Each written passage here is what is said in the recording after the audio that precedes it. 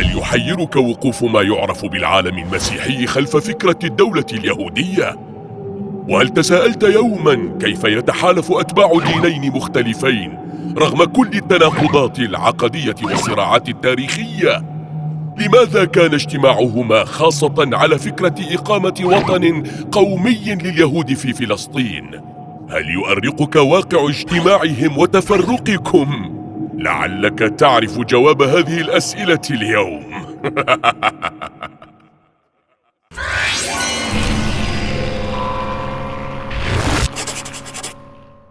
الصهيونية.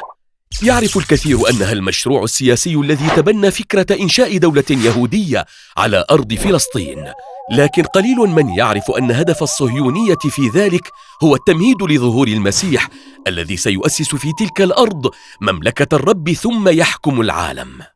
لم تكن هذه الفكرة خاصة باليهود، بل الغريب أن المسيحية الإيفانجيلية تبنتها قبل ذلك. القرن السادس عشر، صوت الإصلاح الديني يتصاعد. الراهب الألماني مارتن لوثر يتمرد على الكنيسة الكاثوليكية في روما ويؤسس المذهب البروتستانتي. تبنى لوثر التفسير الحرفي للكتاب المقدس، وقال في كتابه المسيح ولد يهودياً إن المسيح سيعود في آخر الزمان لتأسيس مملكة الرب في فلسطين، وذلك بعد عودة بني إسرائيل إليها. هكذا نشأت المسيحية الصهيونية التي آمنت بضرورة جمع اليهود في فلسطين. من أوروبا إلى أمريكا حمل المهاجرون البروتستانت هذه العقيدة، فشكلوا بذلك الحياة السياسية والثقافية للعالم الجديد. كلا للدين! نعم القومية! لما سيطرت الأفكار القومية على أوروبا في القرن التاسع عشر مشكلة الدول الحديثة على أسس قومية، بدأ نظام الإمبراطوريات والدول الكبيرة بالتراجع، وبدأ نفوذ الدولة العثمانية بالانحسار. تشكلت دول قومية في أراضيها الأوروبية، ورسم المستعمر الأوروبي خريطة ما تبقى منها متفرقة مجزأة بحدود تفصل بينها بتشريعات تحارب قيم القرآن الذي احتكم إليه المسلمون منذ فجر تاريخهم. وجد العلمانيون اليهود الفرصة سانحة للمطالبة بتأسيس وطن نهائي لهم، وكانت حجتهم أن اليهودية دين وقومية في آن واحد. لتتوافق هذه الادعاءات مع قوانين النظام العالمي الجديد ويؤسسوا أرضهم الدينية المزعومة، حمل الكاتب اليهودي السويسري تيودور هيرتزل على عاتقه الانتصار لهذه الأفكار، فأصدر كتابه الدولة اليهودية، مستغلا عقيدة البروتستانت في ضرورة تهجير اليهود إلى فلسطين. عام 1897 للميلاد انطلقت الحركة الصهيونية في مؤتمر بال في سويسرا، فأعلنت أن حل المشكلة اليهودية التي أرقت الحكومات الأوروبية هو تأسيس دولة لليهود تتخلص بها الأقليات اليهودية من الاضطهاد والعنصرية.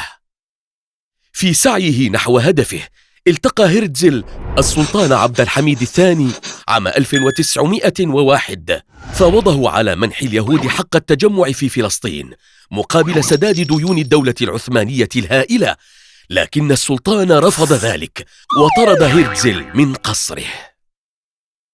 تعرض اليهود لمذابح في مدينة أوديسا بروسيا القيصرية عام 1903، فهاجر كثير منهم إلى أمريكا. أقنعت الصهيونية الآلاف منهم بالتوجه إلى فلسطين، فشكلوا نواة دولة الاحتلال. توفي هيرتزل قبل تحقيق حلمه، لكن الصهيونية واصلت مشروعها بعدما أصبحت عقيدة دينية للمسيحيين البروتستانت ومشروعا سياسيا استعماريا لبريطانيا. في الحرب العالمية الأولى أغدقت عائلة روتشيلد اليهودية الثرية الأموال على بريطانيا، وأمدها اليهودي حايين وايزمان بالسلاح. لن تنتهي الحرب قبل إطلاق وزير الخارجية البريطاني بلفور وعده الشهير بجعل فلسطين وطناً قومياً لليهود. تغيرت خريطة العالم السياسية إبان الحرب العالمية الأولى، فانتصر الاستعمار البريطاني على نظيره الألماني ونال الحصة الكبرى من أراضي الدولة العثمانية الخاسرة. انتهت الحرب بتفكيك الدولة العثمانية، فوقعت فلسطين تحت الانتداب البريطاني، ثم انطلقت حمى الهجرات اليهودية إلى فلسطين. بين عامي 1903 و1947 انتقل 440 ألفاً من يهود روسيا وألمانيا وأوروبا الشرقية وبولندا إلى فلسطين بشكل قانوني وغير قانوني. استغل اليهود الإبادة النازية ضدهم في الحرب العالمية الثانية لدفع المزيد منهم إلى فلسطين. تصاعد التسليح مع ازدياد الهجرات اليهودية، وزور اليهود جوازات السفر الرسمية للوصول إلى أرض الميعاد، وأهديت الأرض بكنوزها لهم ممن لا يملكها. في عام 1947 أعلنت الأمم المتحدة عن تقسيم فلسطين. أعطى القرار 50% من أراضي فلسطين لليهود، في حين كانت أفقر أراضيها من نصيب الفلسطينيين. لكن الصهاينة لم يكتفوا بتلك القسمة، فغدروا كعادتهم واحتلوا بقوة السلاح نحو 4 ملايين دونم من أغنى الأراضي الزراعية في الناصرة والجليل، فوصلت مساحة دولتهم عام 1948 إلى 80% من مساحة فلسطين. جاء توسع اليهود نتيجة سماح بريطانيا لهم بإنشاء عصابات مسلحة عرفت بالهاغانا، والتي سيطرت لاحقاً على ثلثي مساحة فلسطين بالإرهاب وارتكاب المذابح، كما فعلوا في مذبحتي دير ياسين والطنطورة الدمويتين. طرد أكثر من 780 ألف فلسطيني وعربي من بيوتهم، وتوسعت حدود الدولة اليهودية أبعد من حدود التقسيم. ومع هذا كله يحظى الكيان الصهيوني بدعم معظم دول العالم الديمقراطي التي تدعي الإنسانية والحرية وحقوق الإنسان. إنها تستعمل هذا الكيان لتحقيق مصالحها في المنطقة، فجعلته رأس حربة في منع أي نهوض يعيد للمنطقة قوتها.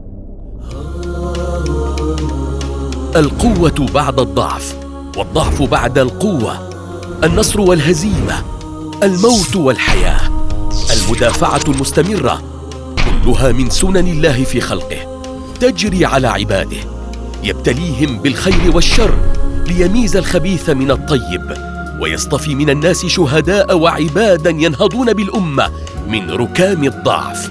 ما زال أهل فلسطين يثبتون للعالم حقيتهم بأرضهم، ثابتين لا يضرهم من خالفهم رغم كيد الأبعدين وخذلان الأقربين.